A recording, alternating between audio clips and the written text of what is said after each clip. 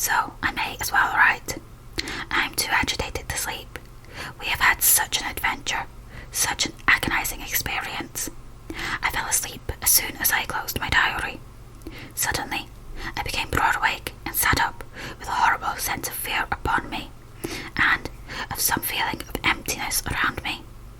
The room was dark, so I could not see Lucy's bed. I stole across and felt for her. The bed was empty. I lit a match and found that she was not in the room. The door was shut but not locked, as I had left it. I feared to wake her mother, who had been more than usually ill lately, so threw on some clothes and got ready to look for her. As I was leaving the room, it struck me that the clothes she wore might give me some clue to her dreaming intention. Dressing gown would mean house, dress outside. Dressing gown and dress were both in their places. Thank God, I said to myself. She cannot be far, as she is only in her nightdress. I ran downstairs and looked in the sitting room. Not there. Then I looked in all the other open rooms of the house, with an ever-growing fear chilling my heart. Finally, I came to the hall door and found it open. It was not wide open, but the catch of the lock had not caught. The people of the house are careful to lock the door every night, so I feared that Lucy must have gone out as she was. There was no time to think of what might happen. A vague, overmastering fear obscured all details. I took a big, heavy shawl and ran out. The clock was striking 1 as I was in the crescent, and there was not a soul in sight. I ran along the north terrace, but could see no sign of the white figure which I expected.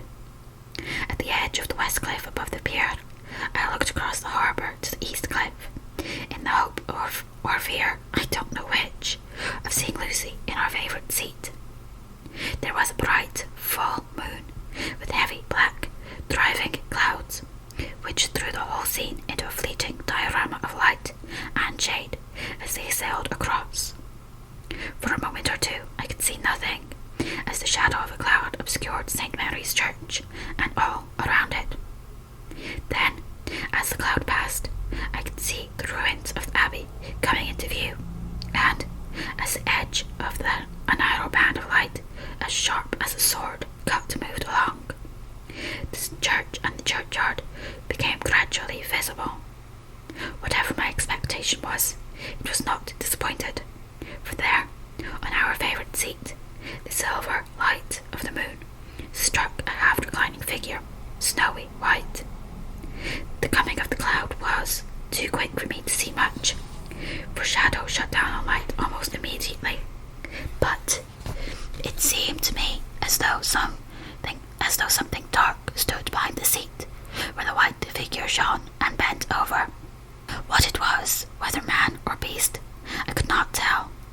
I did not wait to catch another glance, but flew down the steep steps to the pier and along the fish market to the bridge, which was the only way to reach the east cliff. The town seemed as dead, for not a soul did I see. I rejoiced that it was so, for I wanted no witness of poor Lucy's condition. The time and distance seemed endless, and my knees trembled, and my breath came laboured as I toiled up the endless steps to the abbey. I must have gone fast, and yet it seemed to me as if my feet were weighted with lead, and as though every joint in my body were rusty.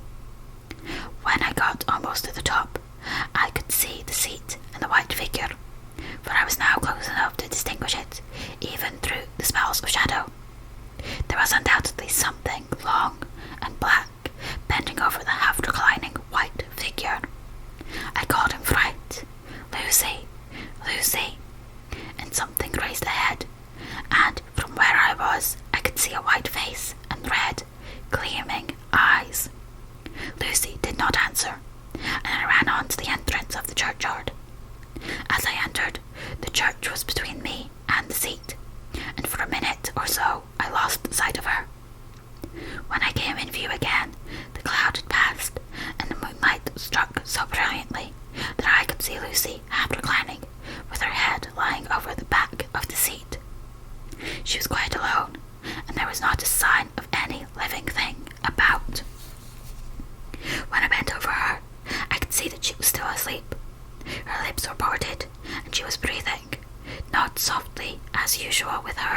but in long, heavy gasps, as though striving to get her lungs full at every breath.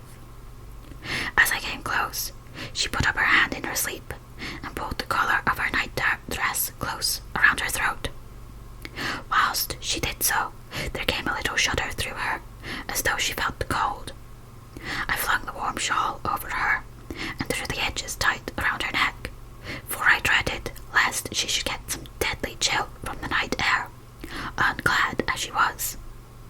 I feared to wake her all at once, so, in order to have my hands free that I might help her, I fastened the shawl at her throat with a big safety pin. But I must have been clumsy in my anxiety, and pinched or pricked her with it, for, by and by, when her breathing became quieter, she put her hand to her throat again and moaned. When I had her carefully wrapped up, I put my shoes on her feet, and then began very gently to wake her. At first she did not respond, but gradually she became more and more uneasy in her sleep, moaning and sighing occasionally. At last, as time was passing fast, and for many other reasons, I wished to get her home at once. I shook her more forcibly, till finally she opened her eyes and awoke. She did not seem surprised to see me, as, of course, she did not realize all at once where she was. Lucy always wakes prettily, and even at such a time, when her body must have been chilled with cold, and her mind somewhat appalled at waking unclad in a churchyard at night, she did not lose her grace. She trembled a little, and clung to me when I told her to come at once with me home. She rose without a word, and with the obedience of a child. As we passed along, the gravel hurt my feet, and Lucy noticed me wince. She stopped and wanted to insist upon my taking my shoes, but I would not. However, when we got to the pathway outside the churchyard, where there was a puddle of water remaining from the storm, I daubed my feet with mud, using each foot in turn on the other, so that, as we went home, no one, in case we should meet anyone, should notice my bare feet. Fortune favoured us, and we got home without meeting a soul.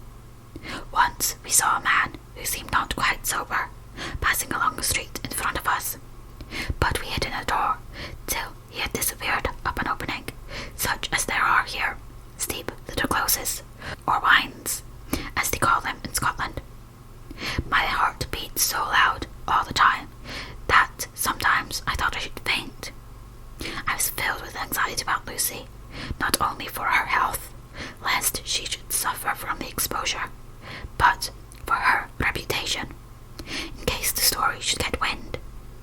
When we got in and had washed our feet, and had said a prayer of thankfulness together, I tucked her into bed.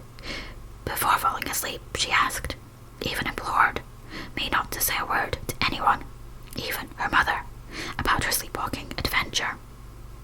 I hesitated first to promise, but on thinking of the state of her mother's health, and how the knowledge of such a thing would fret her, and thinking, too, of how such a story might become distorted, nay, infallibly would, in case it got leaked out, I thought it wiser to do so. I hope I did right. I have locked the door, and the key is tied to my wrist, so perhaps I shall not be again disturbed. Lucy is sleeping soundly. The reflex of the dawn is high and far over the sea. Same day, noon. All goes well. Lucy slept till I woke her, and seemed not to have even changed her side. The adventure of the night does not seem to have harmed her. On the contrary, it has benefited her, for she looks better this morning than she has done for weeks. I was sorry to notice that my clumsiness with the safety pin hurt her. Indeed, it might have been serious, for the skin of her throat was pierced. I must have pinched up a piece of loose skin and have transfixed it, for there are two little red points like pinpricks, and on the band of her nightdress was a drop of blood. When I apologized and was concerned about it, she laughed and petted me, and said she did not even feel it. Fortunately, it could not leave a scar, as it is so tiny.